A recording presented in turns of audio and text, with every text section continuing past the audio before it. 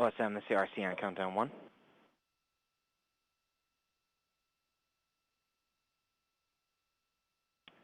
This is awesome. Go ahead. Yeah, verify flight area is clear and ready to proceed with terminal count. Flight area is cleared, and the RSM has my green. Copy, thanks.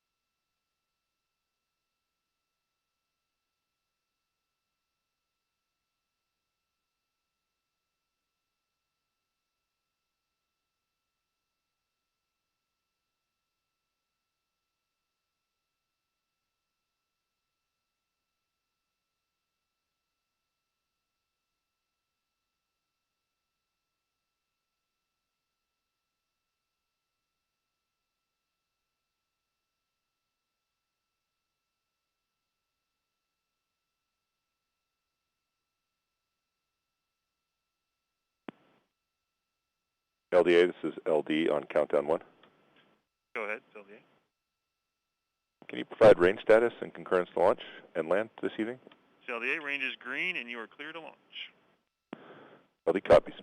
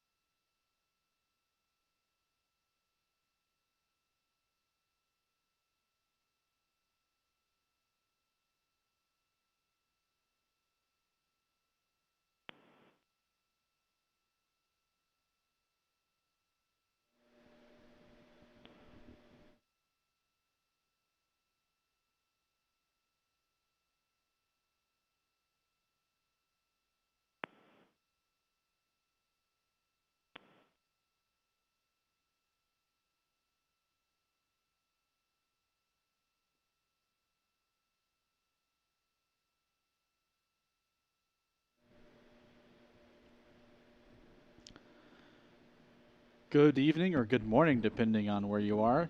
This is Stephen Clark, editor of SpaceflightNow.com, and welcome to our live coverage of the launch of NASA's Dart mission, the Double Asteroid Redirection Test. This is a first-of-its-kind mission to take aim on a near-Earth asteroid using a small NASA spacecraft.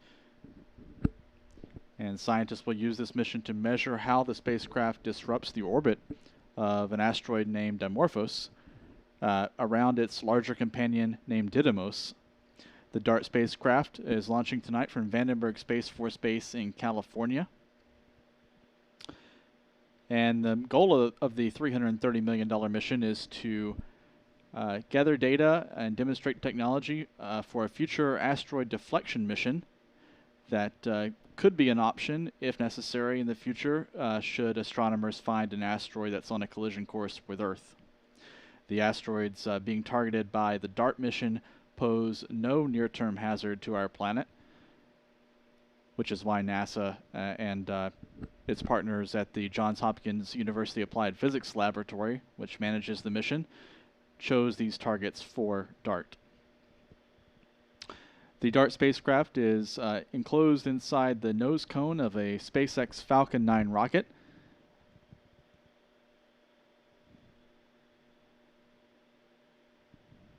The Falcon 9 is currently standing on Space Launch Complex 4 East, or SLIC 4E, at Vandenberg Space Force Base on California's central coast.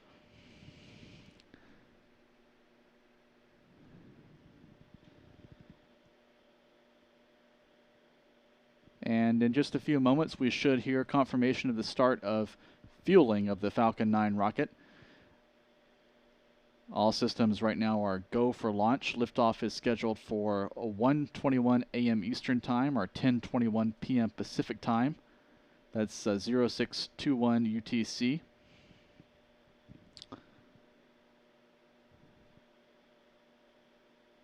and we'll stand by for that call momentarily that propellant loading is underway. That should be coming up within the next 30 seconds.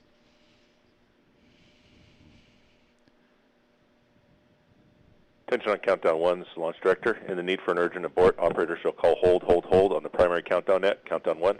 The VC will abort the auto sequence immediately and operator shall proceed to the launch abort steps in procedure 1. Otherwise, brief the CE or LD for the non-urgent no-go conditions and they will approve aborting the auto sequence. Propellant load has started. And there you have it, confirmation from SpaceX's launch team that propellant loading is now underway at Vandenberg Space Force Base.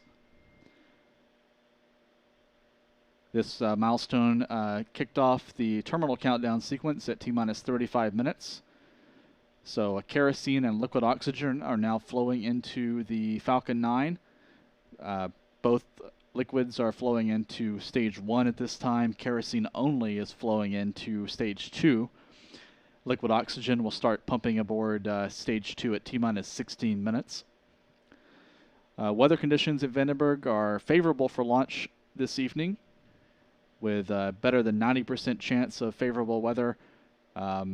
The only slight concern is with ground winds. However, all weather parameters are currently observed go for launch at this time. Temperature is in the upper 40s Fahrenheit. And winds are out of the north-northwest around 18 miles per hour.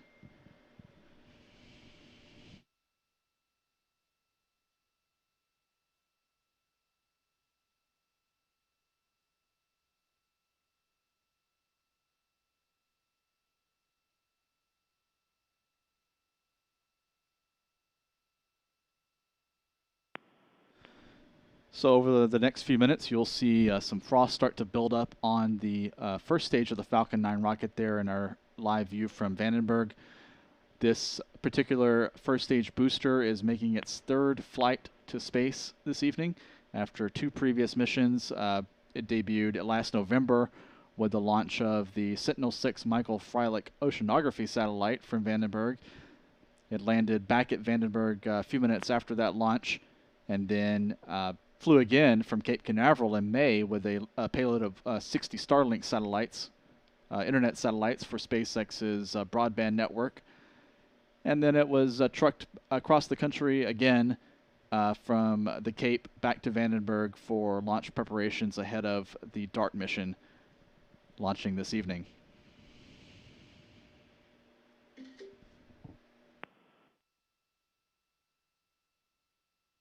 The Dart spacecraft is roughly the shape of a box. It's roughly the size of a refrigerator. It weighs 1,358 pounds, 616 kilograms, fully loaded with propellant. Has 2 different propulsion systems, a xenon fueled ion engine that it will be demonstrating the performance of a new type of plasma thruster on the way to its collision with the asteroid Dimorphos next year. But that is purely a technology demonstration. The ion engine is not required for the transit to the asteroid Dimorphos. And the other propulsion system on board is a conventional liquid-fueled thruster system with 12 small rocket jets, and those will be used for fine pointing and any mid-course correction maneuvers required during the journey to asteroid Dimorphos. If Dart launches tonight, the collision impact with asteroid Dimorphos is scheduled to occur next September 26th. Again, that's contingent upon a launch this evening. There's roughly a 1 to 2 week window or period next September and October when the collision could occur, depending on when Dart actually is able to launch from Earth.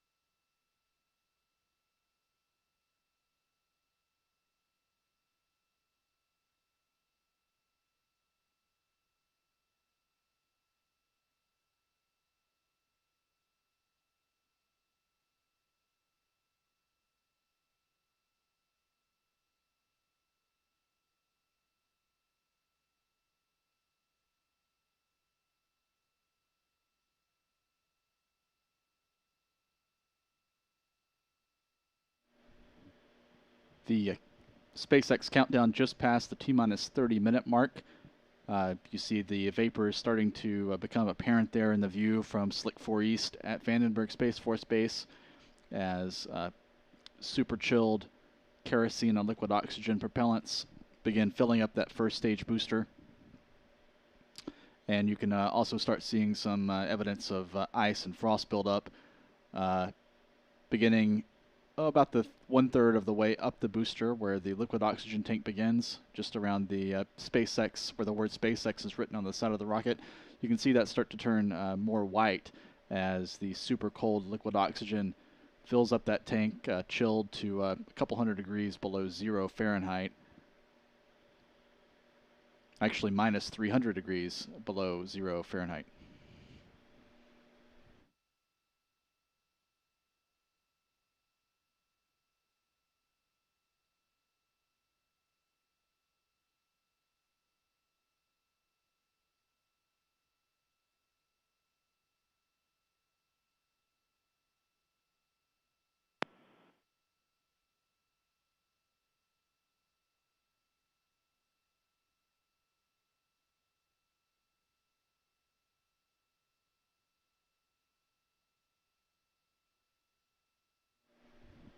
The Dart spacecraft carries with it a small CubeSat from the Italian Space Agency called LiCHA-Cube, and this will actually be providing the only up-close third-person, so to speak, view of the collision that Dart has with asteroid Dimorphos next year.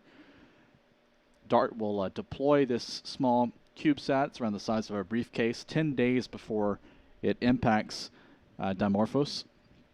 And LiCHA-Cube will fly alongside Dart and fly past the asteroid and have an optical imager looking at the collision of the Dart spacecraft with Dimorphos. The Dart spacecraft itself also carries a optical imaging camera that will be used to help the spacecraft navigate itself to a bullseye head-on collision with Dimorphos. The spacecraft has onboard navigation algorithms developed by the Johns Hopkins University Applied Physics Lab along with its contractor partners to use the optical images to feed into the spacecraft's guidance system during the terminal phase of the approach, the final few hours and minutes.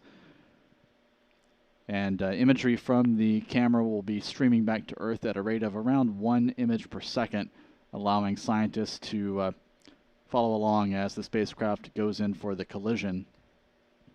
Meanwhile, telescopes on the ground will be monitoring the collision next fall, and scientists will be measuring how the kinetic energy from the impact changes the orbit of Dimorphos. Dimorphos is actually about the size of a football stadium, and it's orbiting a larger companion asteroid named Didymos. And it's circling around Didymos about once every 11 hours and 45 minutes or so. And scientists will be watching how that orbital period changes in response to the collision with Dart. And they'll learn how the collision changed the orbit. And that data will help engineers design future missions that could be used to deflect an asteroid if it were found to be on a collision course with Earth. Now, T-minus 25 minutes and 40 seconds. The countdown continues to be on schedule for liftoff from Vandenberg Space Force Base in California. Liftoff scheduled for exactly 10:21 and 2 seconds p.m. Pacific time. That's 1:21 and 2 seconds Eastern time.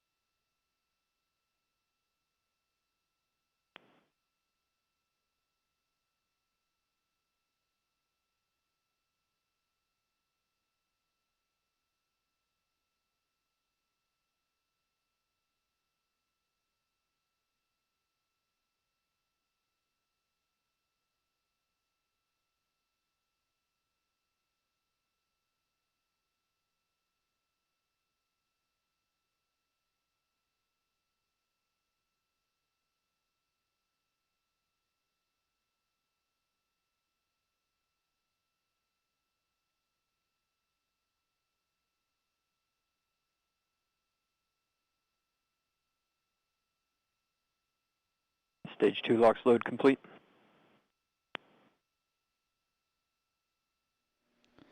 Stage 2 RP1 load complete.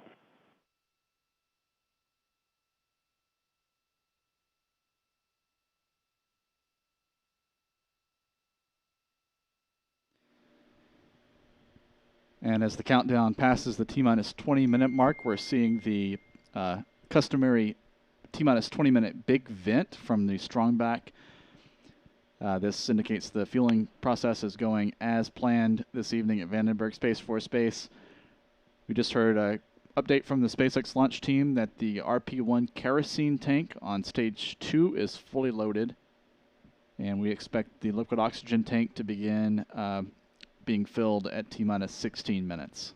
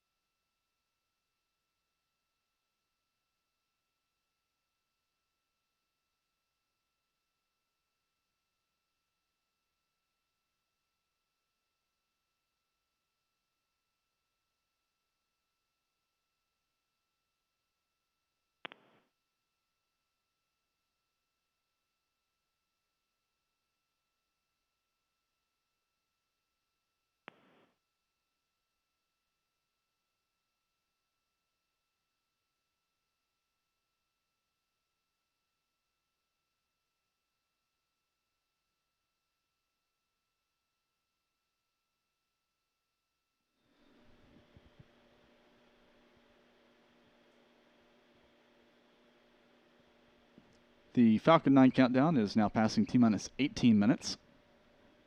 Again, we're hearing no issues in the countdown at this point. Everything looking good for a launch on time at 10:21 p.m. Pacific Time, 1:21 a.m. Eastern Time. This will be SpaceX's 26th Falcon 9 launch of the year, which will actually tie the company's record for the most number of Falcon 9 launches in a single year, which was set last year with 26 missions. However, this is actually the 26th orbital launch by SpaceX of the year, and in that regard, it will set a new record because one of the Falcon 9 launches last year was a suborbital test flight for NASA's Commercial Crew Program. So again, this is the 26th Falcon 9 launch of 2021. SpaceX has a handful of more additional Falcon 9 missions scheduled this year, most of them from Cape Canaveral Space Force Station and Kennedy Space Center. So we're coming up in a few seconds on the start of liquid oxygen loading in stage 2. We'll stand by for that call from SpaceX.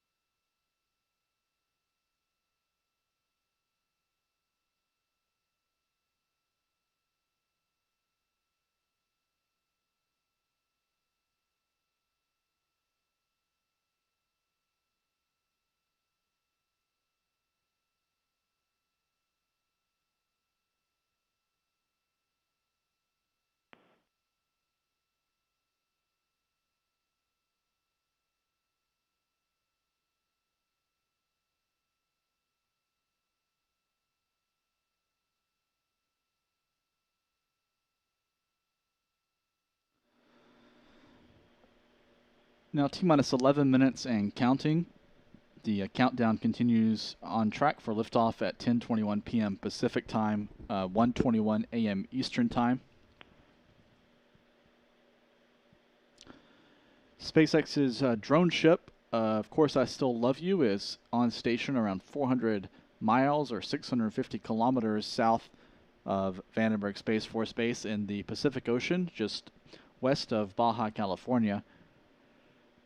SpaceX plans to recover the first stage booster aboard the drone ship around nearly 9 minutes after liftoff. With a successful landing, that will complete this booster's third trip to space and back. Now T-minus 10 minutes and counting. In the next few minutes, SpaceX's computer-controlled automated countdown will kick into high gear. T-minus 7 minutes, we'll hear confirmation of the start of chill down. This process involves flowing small quantities of liquid oxygen propellant through some of the plumbing and machinery in the Merlin main engines on the first stage booster. Routing some of this super cold propellant through those lines helps condition all the hardware in the propulsion system for flight, helps condition those components for the rush of liquid oxygen that they'll see at engine ignition. That'll be followed by steps to configure the Falcon 9's navigation system for flight, and the strongback umbilical structure you see next to the rocket will then retract just inside the T-minus 5 minute mark. That tower will retract a few degrees away from the rocket to set up for engine start and launch. At T-minus 2 minutes, the Falcon 9 should be fully loaded with propellants, and the propellant loading system will be closed out at that point. At the T-minus 2 minute mark, the propellants will stop flowing into the rocket, and at T-minus 60 seconds, the Falcon 9 will transition into startup mode, which guides the rocket through final propellant tank pressurization steps, and then we'll send the command to ignite the Merlin engines around T-minus 3 seconds. Now T-minus 8 minutes and counting.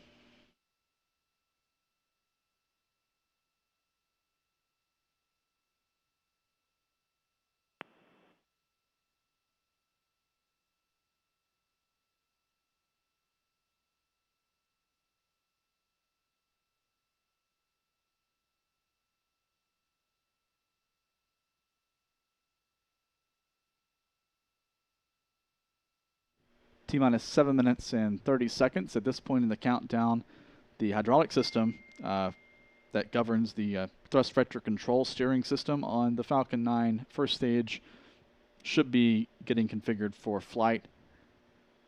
And again, in less than 30 seconds, that engine chill down procedure will begin. We may hear that call out over SpaceX's countdown net.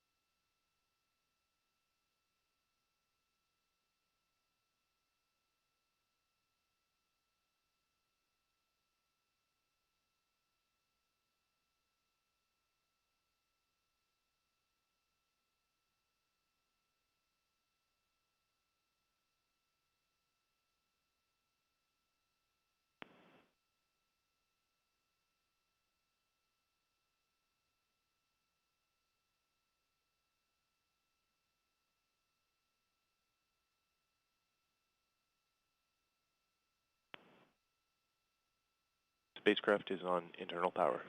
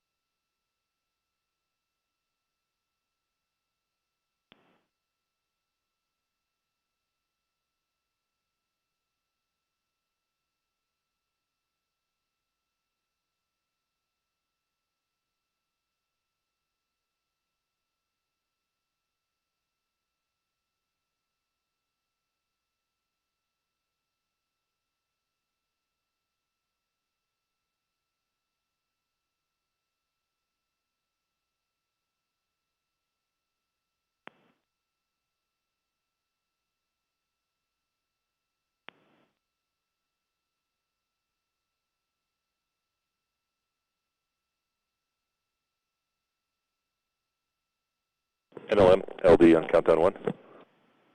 LD, this is NLM. Looking to confirm you and your team are go for launch. Yeah, NASA says go for launch.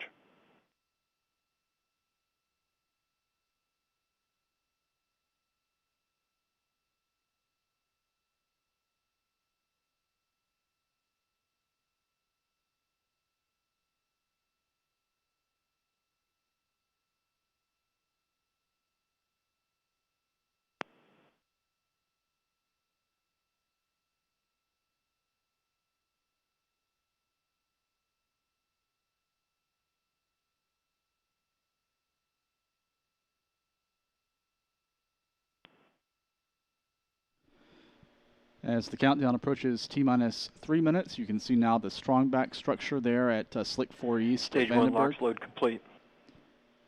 The strong back is now retracted to a position 13 degrees from the Falcon 9 rocket. And we heard moments ago the update from NASA Launch Director Omar Baez that NASA's launch team is go for launch. And the Dart spacecraft on top of the Falcon 9 is now operating on internal battery power for the rest of the countdown and launch sequence. It'll be operating on battery power up until the solar arrays are unfurled following separation from the launch vehicle around an hour after liftoff.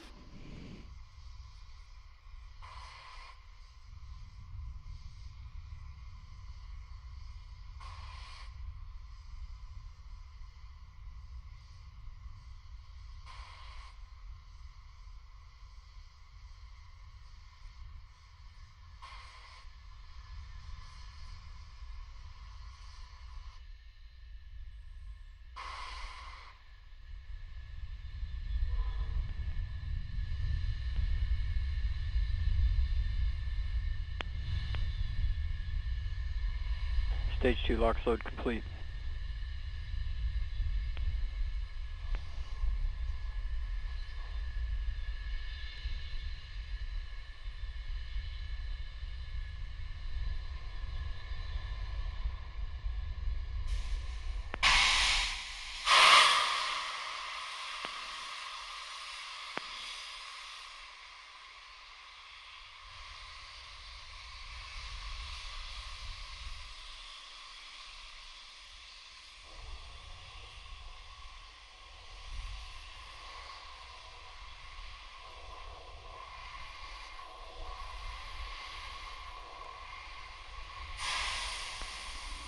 Now T-minus 60 minutes. Falcon 9's in startup. 60 seconds. Falcon 9 is now in startup mode. In the next few seconds, the Falcon 9 propellant tanks will be pressurized for flight. The command to start the 9 Merlin first stage engines will come at T-minus 3 seconds. We'll listen in. Falcon 9, Dart, go for launch. We'll listen in to SpaceX's launch team for the remainder of the countdown and the climb out from Vandenberg Space Force Base. T-minus 30 seconds.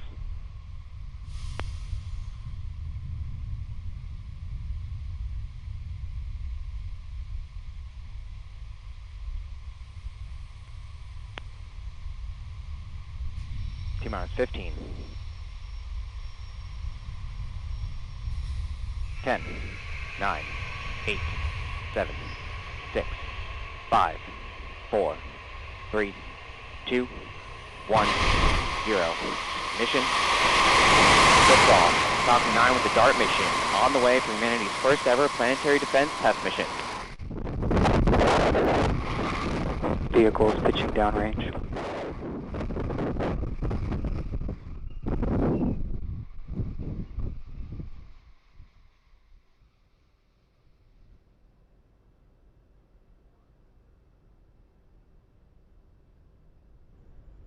Stage 1 chamber pressure is nominal.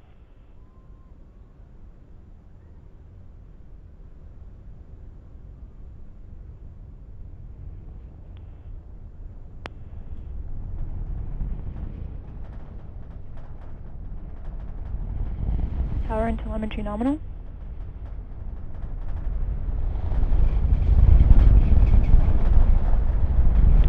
Vehicle supersonic.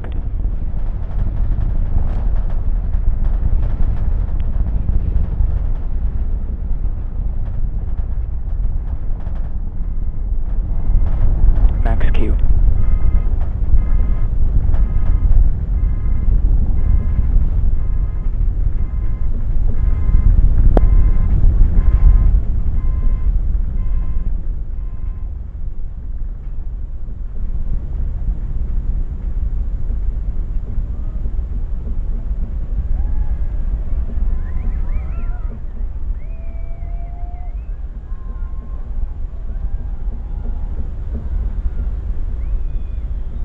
Invec chill has started.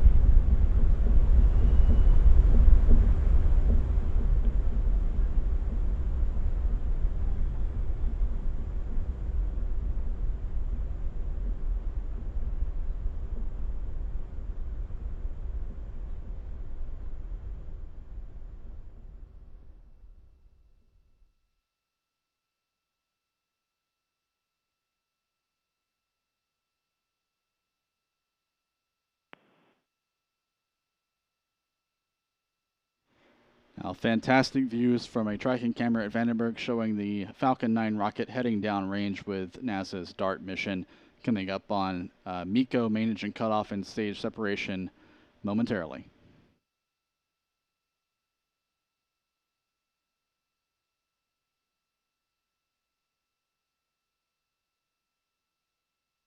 MECO.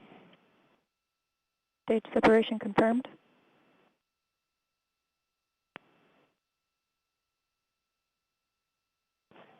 Invec ignition.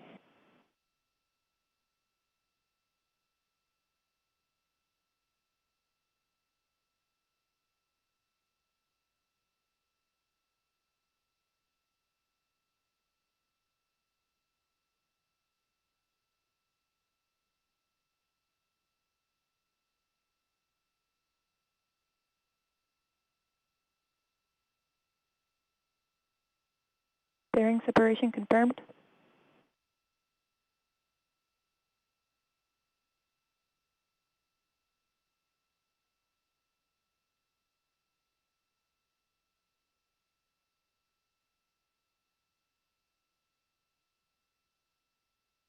Stage 2 on nominal trajectory. Well, with Falcon 9 and Dart.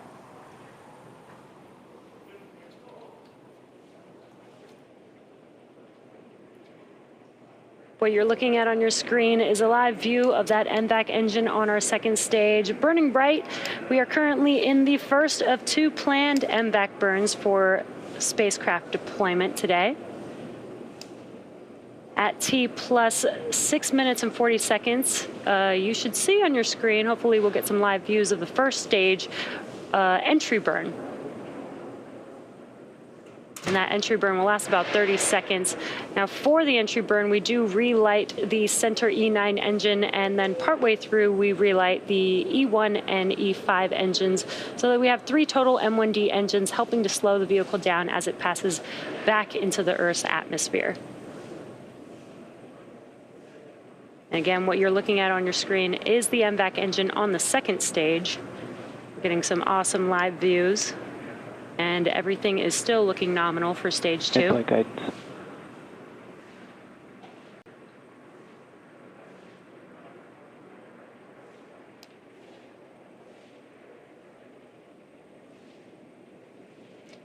At T plus 5 minutes into this mission, we're just under 2 minutes away from the entry burn on the first stage, as second stage is continuing on its journey. Again, this is the first of 2 planned MVAC burns for this mission.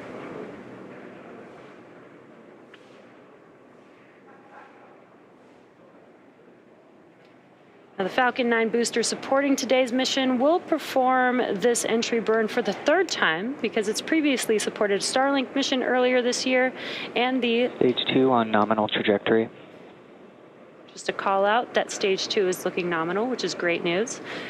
The first stage booster, again, supported a Starlink mission earlier this year and the Sentinel-6A mission in November of 2020. Now, both fairing halves for this mission are brand new and will be recovered for the first time on a recovery vessel, NRC Quest.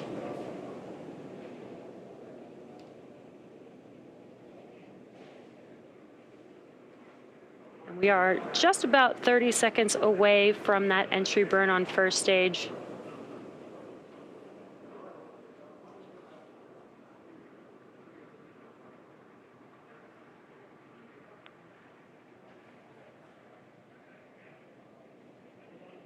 As a reminder, the Merlin engines on the first stage are optimized for sea level, and these do achieve 190,000 pounds of thrust during ascent and descent. And it looks like we got a live view on your left-hand screen of the first stage. Stage 1, FTS is safe. Stage 1, entry burn startup. And we heard the call out as well as visual confirmation that the entry burn has begun on the first stage. Again, this is about a 30-second burn and just helps to slow the vehicle down as it's re-entering the denser part of the Earth's atmosphere.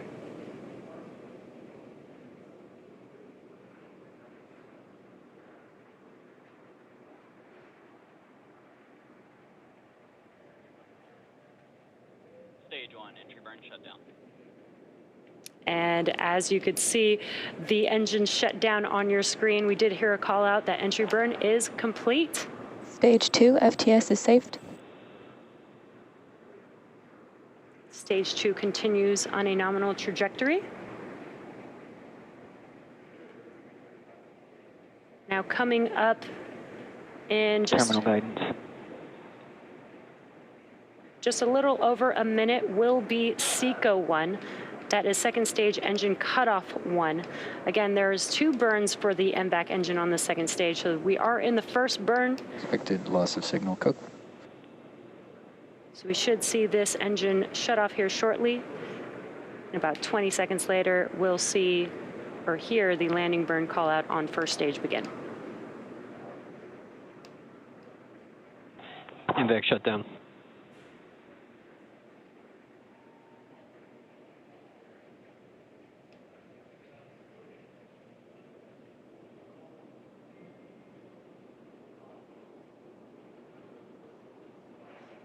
And we just Nominal had... orbit insertion. That's what we were waiting for. Stage 1, landing burn startup. So we got SECO 1 on second stage. We got a confirmation of good orbit, and the landing burn has begun on first stage. And now we have a live view of first stage making its way to, of course, I Still Love You. Stage 1, landing leg deploy.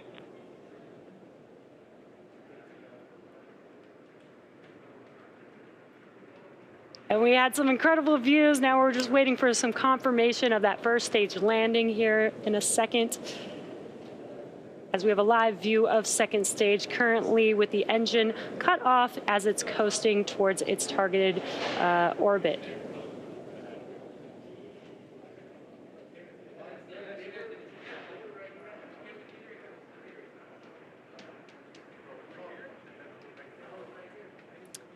And we will wait for that confirmation of that first stage landing, but you have just witnessed Falcon 9's 26th flight for this year. And we will confirm once we have that confirmation for that first stage landing. So now at this time, our mission isn't over just yet. The second stage is now embarking on its first coast phase. Coasting in this orbit will last about 20 minutes, and we will light that MVAC engine for a second time shortly after T plus 28 minutes and 38 seconds. So we'll see you back here at T plus 28 minutes.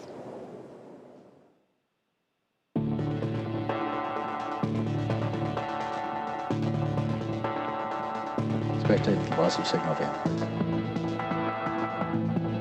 Next station to acquire is Punta Arenas in 25 minutes.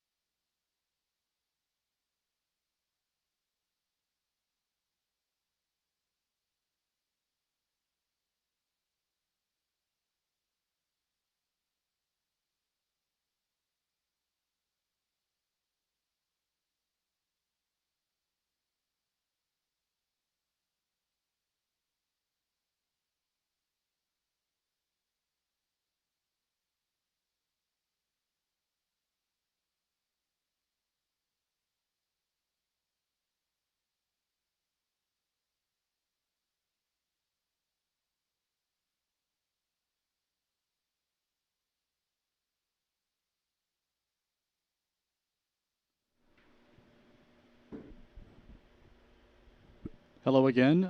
We're now at T plus 15 minutes and counting, and as you saw, the Falcon 9 rocket launched on time from the first launch attempt with NASA's Dart asteroid deflection mission. Liftoff occurred at 10:21 p.m. and 2 seconds Pacific time. That's 1:21 a.m. Eastern, 0621 UTC. Everything so far in the mission has gone according to plan. The Falcon 9 first stage fired for around 2.5 minutes with its 9 Merlin main engines to send the rocket into the upper atmosphere. It then detached and began its descent back into the atmosphere and made a successful landing on SpaceX's drone ship, Of Course I Still Love You. SpaceX has confirmed the rocket landed successfully on the drone ship. If you're watching live, you probably saw the video cut out just before touchdown, just as the landing legs were deploying. However, a few minutes later, SpaceX did confirm a successful landing. This was the third trip to space and back for this booster number 63 in SpaceX's fleet. It was also the 88th successful Falcon booster recovery overall since 2015. Meanwhile, the primary mission with the NASA's Dart asteroid probe continues. The second stage fired for nearly 6 minutes to put the spacecraft into a low-altitude parking orbit just a couple hundred miles above Earth. The stage 2 is now coasting across the Pacific Ocean, heading south-southeast, just passing west of the Galapagos Islands and west of South America. The Merlin engine on stage 2 will reignite at T plus 28 minutes and 37 seconds. It'll fire for a programmed burn of 53 seconds. And that'll be enough to put Dart on a trajectory to escape Earth's gravity. It'll launch itself out of orbit and on an interplanetary trajectory out into the solar system with that 53-second relight of stage 2. And once that's complete, there will be another coast phase for nearly a half hour or so, leading to deployment of the Dart spacecraft itself from the second stage of the Falcon 9 rocket at T plus 55 minutes and 40 seconds. That would be at 2:16 a.m. Eastern Time, 11:16 p.m. Pacific Time. That's the moment we're expecting the deployment of Dart from the Falcon 9 rocket, and that'll complete the launch portion of the mission, and we'll await confirmation in the minutes and hours after that milestone for a successful acquisition of signal from the Dart spacecraft. We expect to hear that potentially within minutes through a European Space Agency ground station in Australia. If not then NASA expects to hear signals from the spacecraft through a deep space network antenna in Spain sometime later today. One of the other big steps after separation will be the unrolling of the 2 rollout solar arrays on each side of the spacecraft. That process will take around an hour or so and will begin automatically soon after separation to begin recharging the batteries. Dart has been operating on its own battery power since just a few minutes before liftoff. So one of the big tasks for the spacecraft after launch will be to deploy those solar panels and get back into what NASA calls a power positive state to begin charging the batteries for the journey to asteroid Dimorphos, which will last 10 months. Again, Dart will take aim on asteroid Dimorphos for a high-speed collision of roughly 15,000 miles per hour, 24,000 kilometers per hour next September. And with tonight's launch on time, the collision is expected to occur on September 26th of 2022. And again, the whole goal of the mission of Dart is to prove out technology and to prove the concept of an asteroid deflection mission, which in the future NASA or other international space agencies could use to defend Earth from a potential hazardous asteroid if one is found to be on a collision course with our planet. The 2 asteroids, the asteroid being targeted by Dart, Dimorphos, is one of a binary pair of asteroids. The other companion is called Didymos. Didymos and Dimorphos do not pose any near-term threat to Earth.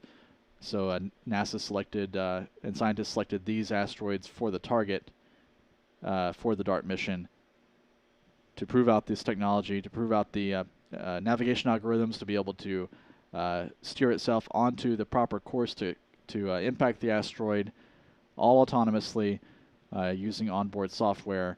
That's one of the key technologies being tested by this mission. So everything looking good so far, passing the T plus 20 minute mark, T plus 20 minutes and 50 seconds. So we're inside 8 minutes away from the relight of stage 2. So stay with us as we enter the next phase of this mission. The mission's not over. We still have another burn of the second stage to go, followed by separation of the Dart spacecraft, and then the post-separation acquisition of signal, solar array deployment, all those critical milestones still to come.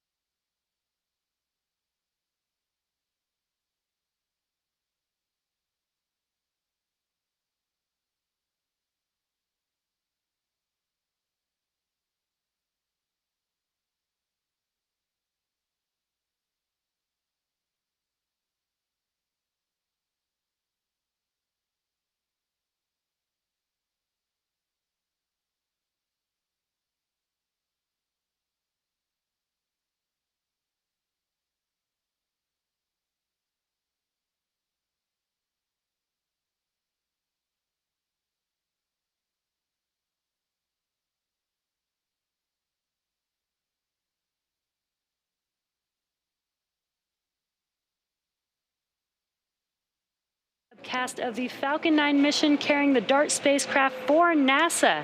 And coming back with some great news, as you can see on your screen, that we didn't get a live view of touchdown. We do confirm a successful Stage 1 landing today.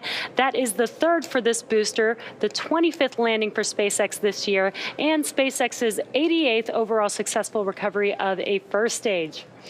The second stage completed its first burn, placing the Falcon 9 and the Dart spacecraft in the desired orbit. And right now we are approaching the second engine burn, the burn of the second engine to carry Falcon 9. Invac ignition.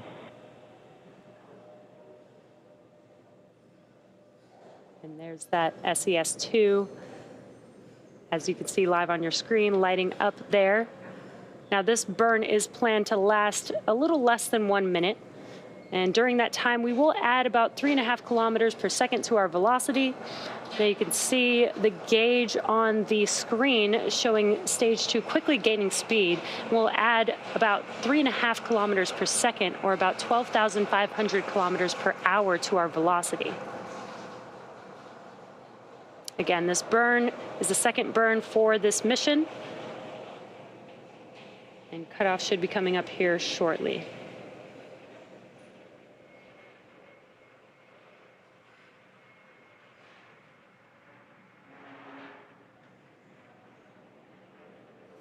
Invac shutdown.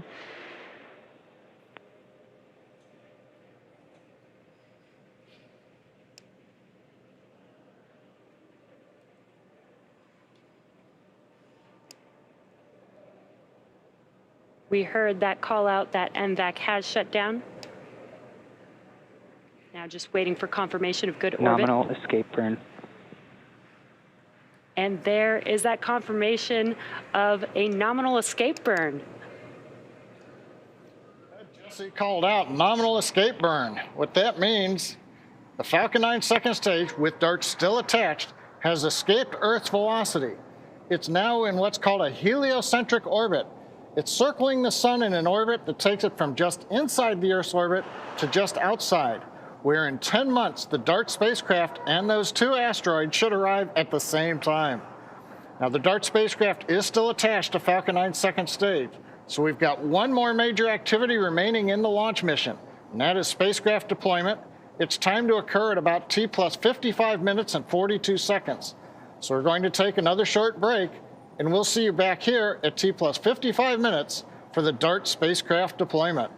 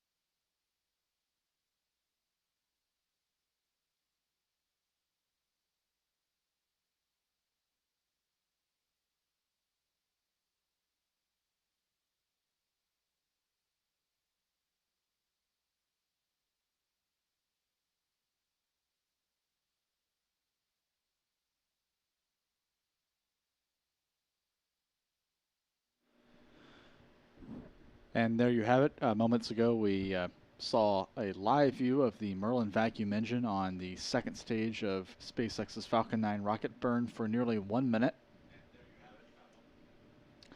The Merlin vacuum engine generating around 200,000 pounds of thrust, powering the Dart spacecraft onto a trajectory to escape the gravitational bond of Earth, reaching a speed of more than 24,700 miles per hour.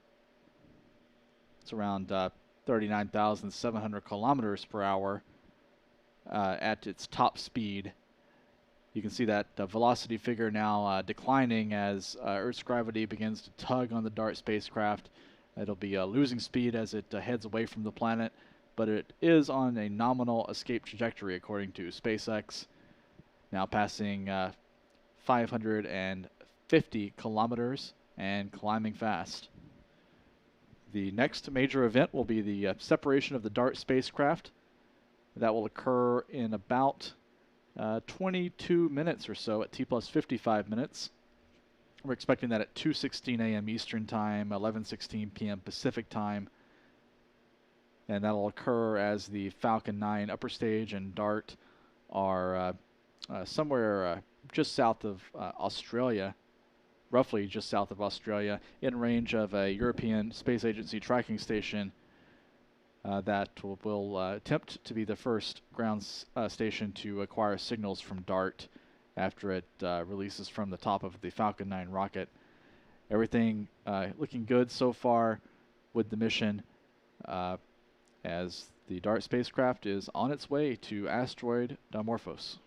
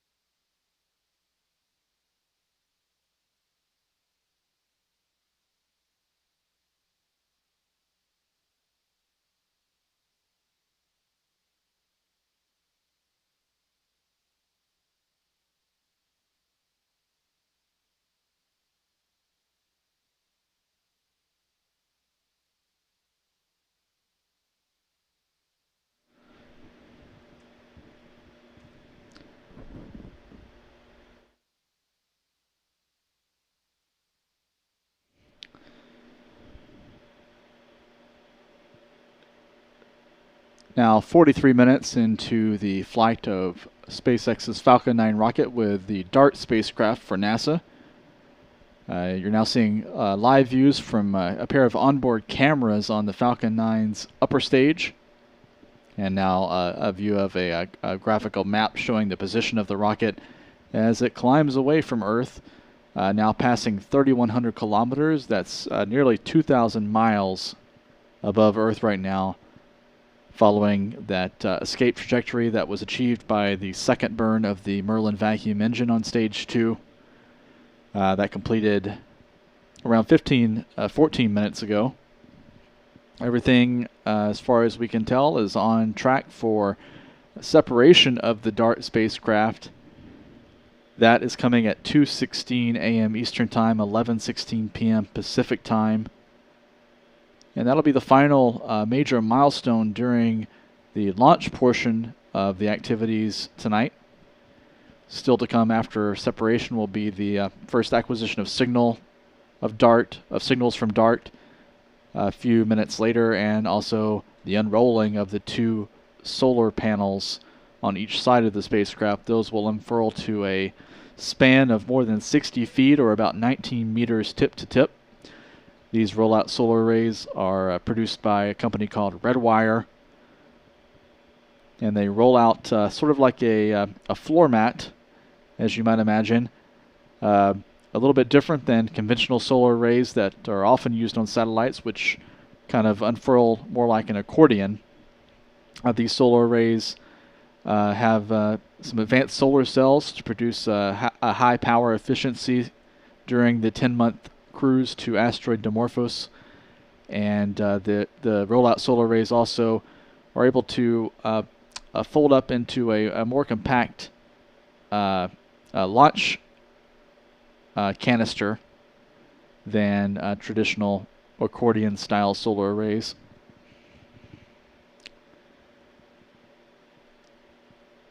So now the mission just passed the 45-minute mark. We're now about 10 minutes or so from separation of the Dart spacecraft. So stick with us. We expect hopefully to see live views from the Falcon 9 upper stage showing NASA's Dart spacecraft flying away from the rocket in around 10 minutes time.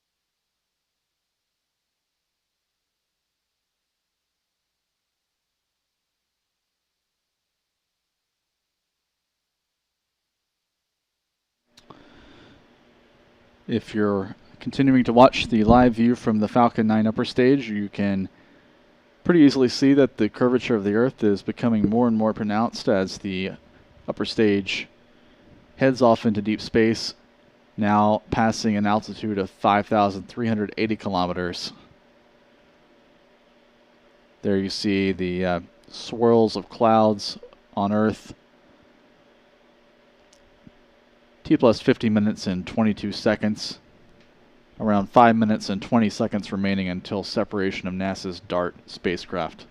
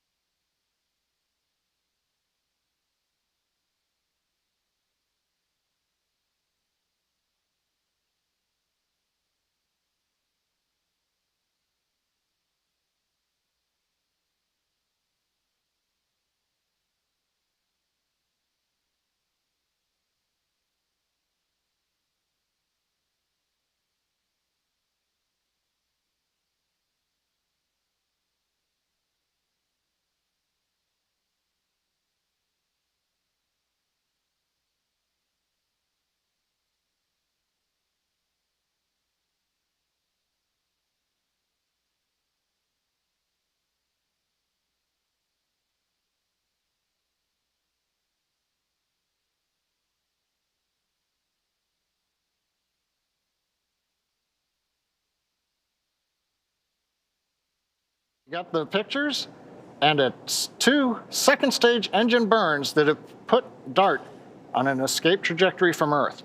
There's one more major milestone coming up to complete today's mission, and that is deployment of the Dart spacecraft from the Falcon 9 second stage, due to happen in about 10 seconds from now. The view you see from the second stage camera is the Dart spacecraft. We're going to listen to hear the call out and watch for DART separation. DART separation confirmed.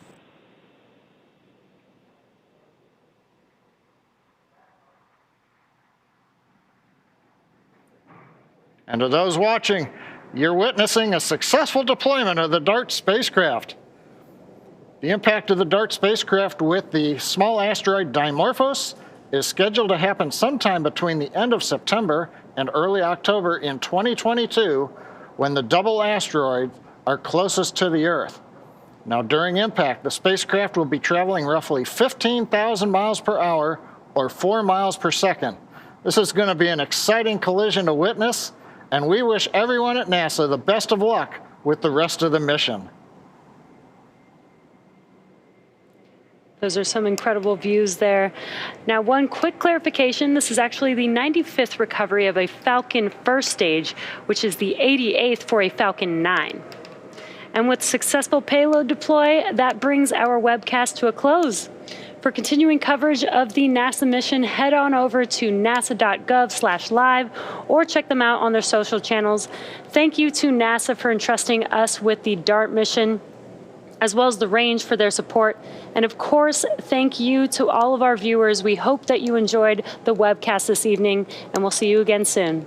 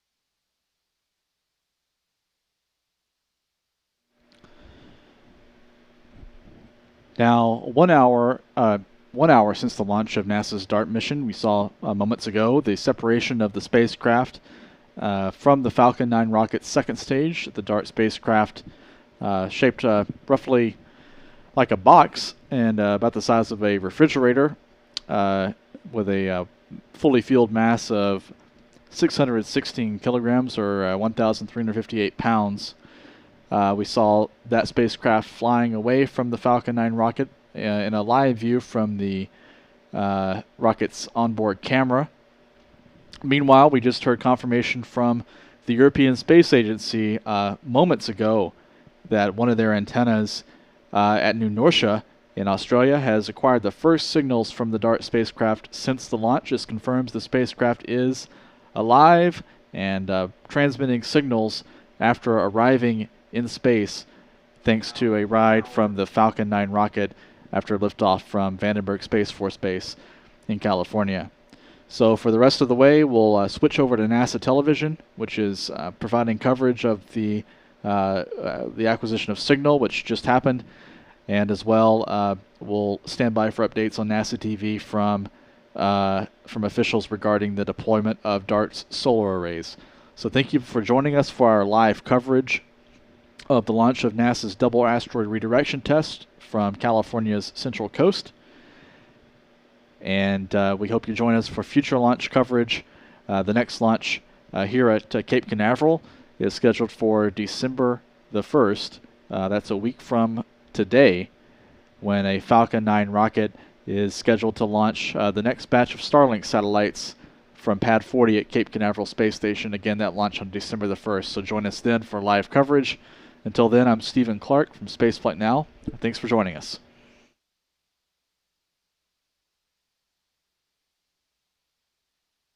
Stations to make sure we acquire that signal and get it in there. But you're pretty familiar, Kelly, with the people who are going to be in that room waiting for this signal to come in.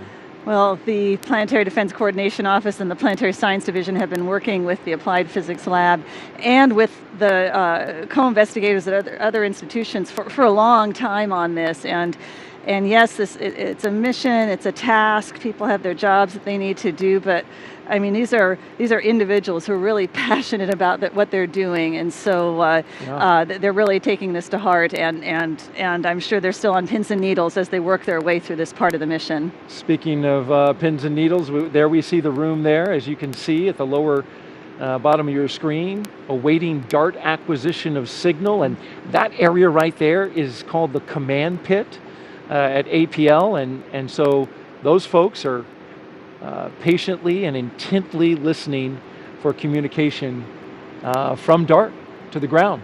So while we await that, let's send it over to Marie and Denton, who are monitoring the launch team communications as we await acquisition of signal. So right now, Daryl and Kelly, it's just a lot of waiting and listening. There's almost no chatter going on the loops. Everyone is just kind of waiting with bated breath. At this point, we're at T plus 1 hour, 4 minutes, and counting. And just in it all kind of comes down to these final minutes. When are we going to get that signal? Yep. Years of work. Some of the people in this room, probably, if not all of them, have poured years of their life. This is their life's work into this mission. And so what's it like waiting for this confirmation? Yeah, and so, having been on the launch vehicle side and sitting on console and working this, what you've been working years to kind of get to this point. And as you mentioned, the spacecraft team has been dedicate most of their careers or their life's work to the spacecraft. So, getting through the launch, you're like, great, we had a great launch, everything went successful, but you want to make sure you get that confirmation from the spacecraft. So it's a little excitement that we got through the launch, but it's a little nervousness that okay, we want to make sure the spacecraft is doing okay. And so it's a mixture of excitement and nervousness at the same time. Yeah, and you mentioned nervousness, and okay, we see some clapping. We haven't heard anything, so trying to see if we can find out if... So we're waiting to get positive confirmation that we've actually have got signal from the Dart spacecraft.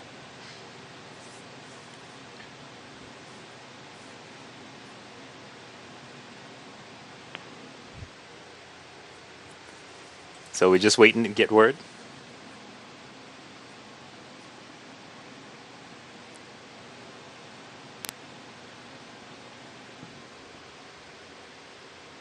If you're just joining us, this is a live view of the Mission Operations Center at Johns Hopkins Applied Physics Laboratory in Laurel, Maryland. This is where the spacecraft team is waiting to receive confirmation of acquisition of signal from the Dart spacecraft, currently on its way to the Didymos asteroid system, where we expect it will impact the moonlit Dimorphos in late September of next year.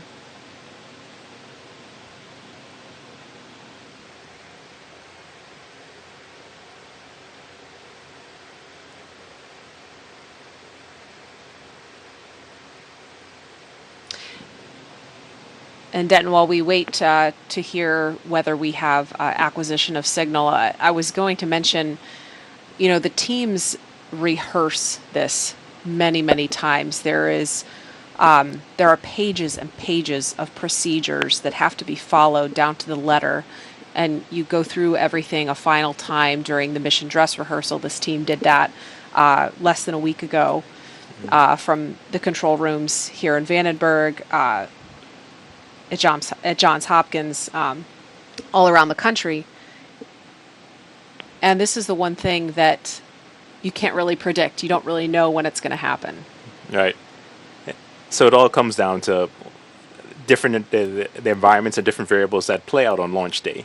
And whether you're going to get that signal early or whether you're going to get it later, you won't know until you get up there. So, rehearsals and practice is great for dealing with anomalies and things along those lines, but at the end of the day, you're 100% sure of when it'll actually happen until launch day. And so at this point, we are officially inside that window when we think we could get acquisition of signal. So it could happen at any moment. Right.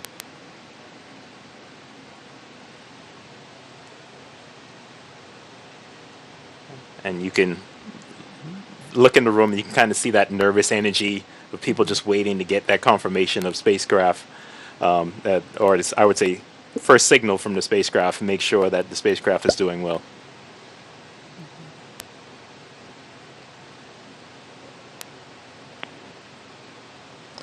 And then after that signal is acquired, there's even more to be done then. That's a huge moment of celebration, sigh of relief, but there's still a lot of work to be done on the other side of that. Absolutely. So that's when the Dart team, the spacecraft team, that's when their work really begins. The launch vehicle team pretty much did all their work kind of leading up to spacecraft separation. Now it's time for the Dart team to kind of really moving forward on the operational side of their mission.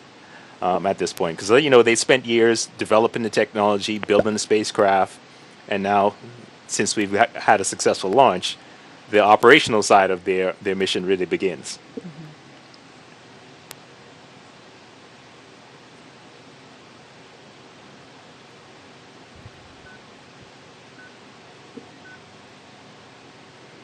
So we just got confirmation that we do have acquisition of signal, which is great news that the spacecraft is being able to talk to the team on the ground. So that's a good thing. Yeah, huge news. It's a process from this point. The solar arrays on Dart will still have to unfurl. That process does not begin until about T plus 1 hour and 42 minutes. So that's still quite a ways away.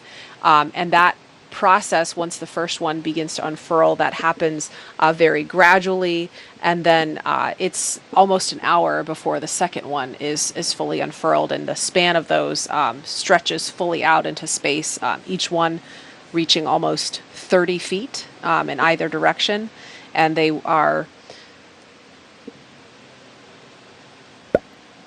okay. And just to finish that thought, they are 3 times more powerful than standard solar arrays. We've just heard that NASA launch manager Tim Dunn is standing by with Daryl and Kelly to speak to them about the success so far in the Dart mission, now that we have confirmation of acquisition of signal. So Daryl and Kelly, Denton and I will sign off from here, and we will send it back to you. All right, thank you, Maria and Denton. Great job out there, and congratulations is in order for Launch Services Program. Tim Dunn joining us here on set. Just popped in, fresh from the control room. Yes. How'd it go from your perspective? Oh, it went great.